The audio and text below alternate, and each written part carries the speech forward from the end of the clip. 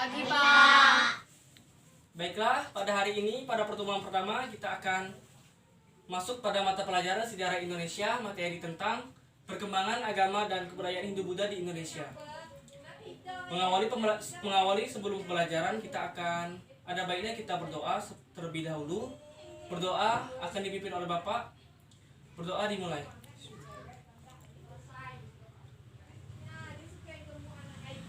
Selesai. Sebelum habis berdoa, kita akan absen dulu ya anak-anak. Pertama, Arifin, Hadir, Pak. Misna, Hadir. Mutia, Hadir. Alia, Hadir. Ama. Hadir. Nah, kita masuk saja langsung ke mata pelajaran hari ini tentang perkembangan agama dan kebudayaan Hindu-Buddha di Indonesia.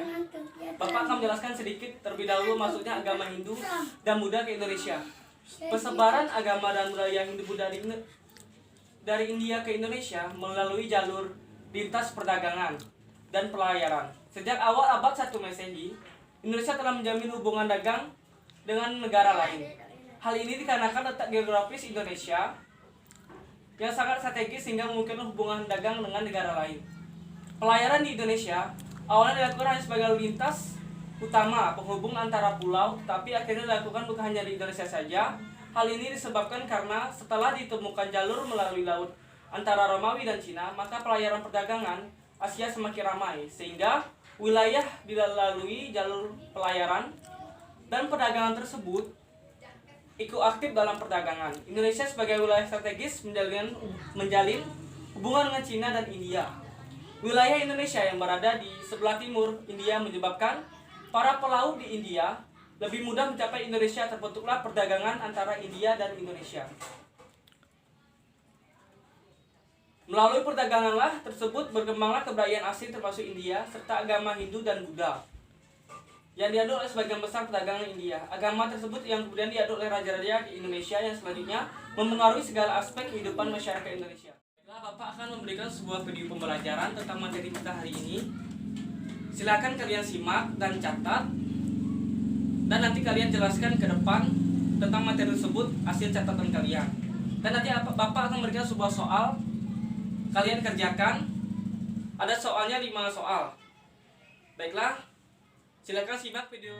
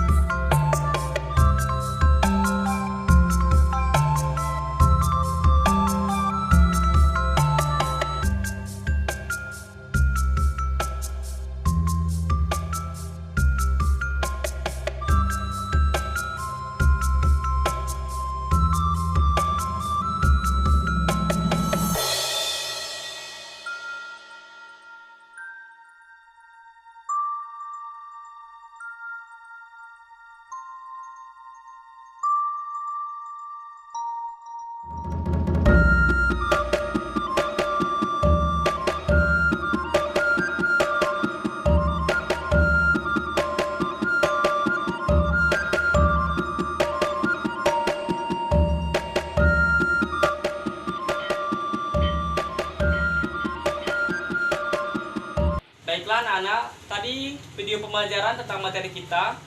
Apakah kalian sudah mencatat materi video pelajaran tadi? Dapat. Yang melihat video pelajaran tersebut tentang materi kita hari ini, Bapak akan membentuk sebuah kelompok diskusi terdiri dari 2 kelompok. Kelompok pertama akan menjelaskan tentang teori Sudra dan teori Waisya, dan kelompok 2 menjelaskan teori Kesatria dan teori Brahmana.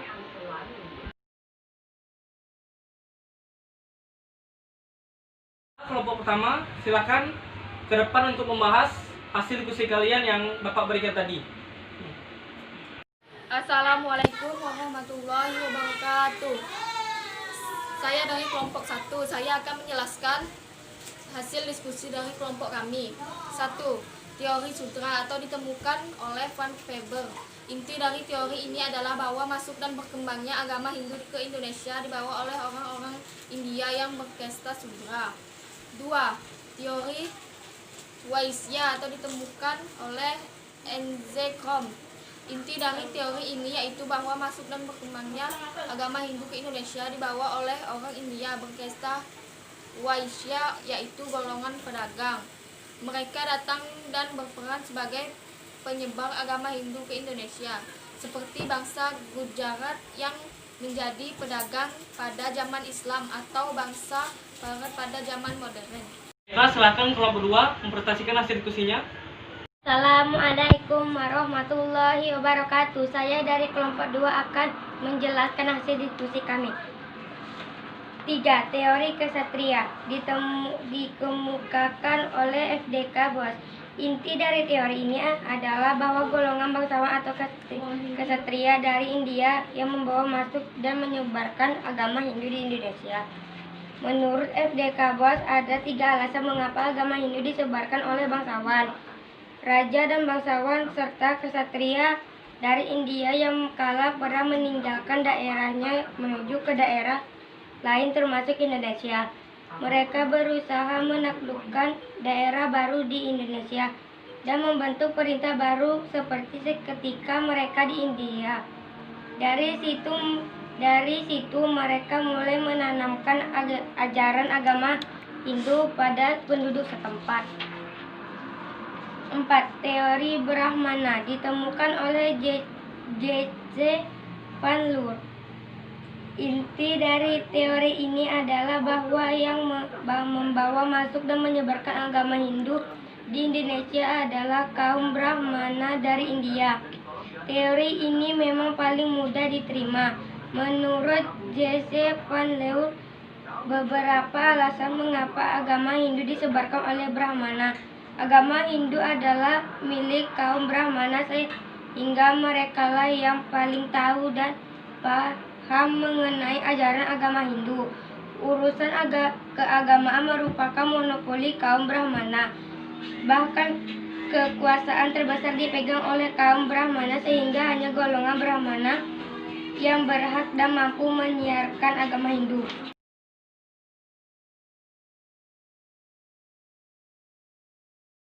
Bapak akan membacakan hasil kesimpulan dari materi ini di pembelajaran video pelajaran tersebut. Masuknya berkembangnya agama Hindu-Buddha di Indonesia. Terdapat beberapa teori mengenai siapakah yang membawa masuknya agama Hindu-Buddha di Indonesia. Teori tersebut antara lain, pertama, teori Sudra. Teori ini dikemukakan oleh Van der Beer. Inti dari teori ini adalah bahwa masuk dan berkembangnya Hindu-Buddha ke Indonesia dibawa oleh para kaum yang berkasta Sudra. Pendapat dari Van der Beer adalah bahwa orang India berkasta Sudra atau pekerja kasar menginginkan kehidupan yang lebih baik daripada mereka tinggal menetap di India. Sebagai pekerja kasar, bahkan tak jarang mereka dijadikan sebagai budak para majikannya, sehingga mereka pergi ke daerah lain, bahkan ada yang sampai ke Indonesia. Orang berkasta Sudra yang berada pada kasta terendah di India tidak jarang dianggap sebagai orang buangan, sehingga mereka meninggalkan daerahnya untuk pergi ke daerah lain, bahkan keluar dari India hingga ada yang sampai ke Indonesia, agar mereka mendapat kedudukan yang lebih baik dan lebih dihargai. Bantahan ahli terhadap teori ini adalah sebagai berikut. Golongan Sudra tidak menguasai seluk-beluk ajaran agama Hindu sebab mereka tidak menguasai bahasa Sanskerta yang digunakan oleh kitab suci Weda. Terlebih tidak sembarang orang dapat menyentuhnya, membaca dan mengetahui isinya. Yang kedua, teori Waisya. Teori Waisya ini dikemukakan oleh N.G. Krom. Inti dari teori ini yaitu bahwa masuk dalam perkembangan agama Hindu ke Indonesia dibawa oleh orang India berkata Waisya, yaitu golongan pedagang. Menurut N.J. Krom, ada dua kemungkinan agama Hindu disebarkan oleh pedagang. Para pedagang di India melakukan perdagangan dan akhirnya sampai ke Indonesia memang hanya untuk berdagang. Melalui interaksi perdagangan itulah agama Hindu disebarkan pada rakyat Indonesia.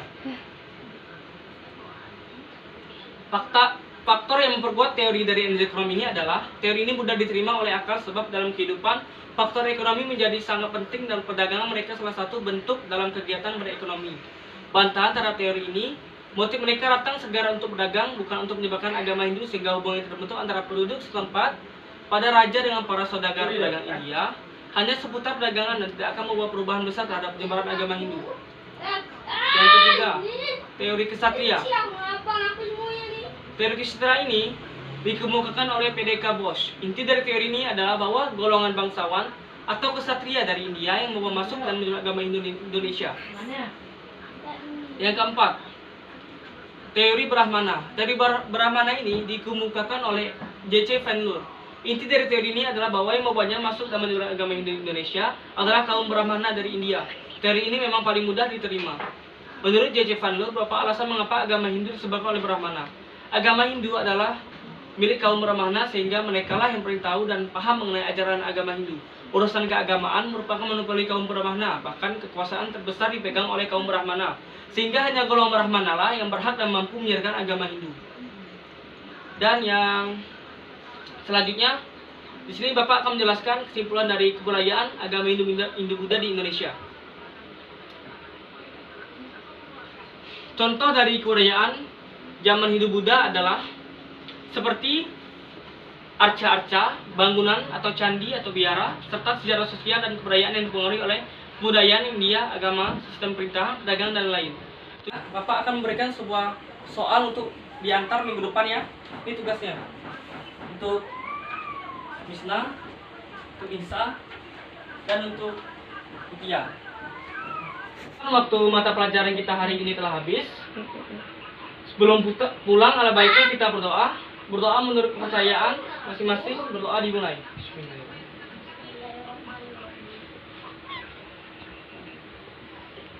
Amin. Baiklah, Bapak ucapkan sampai di sini. Bapak ucapkan Assalamualaikum warahmatullahi wabarakatuh. Waalaikumsalam.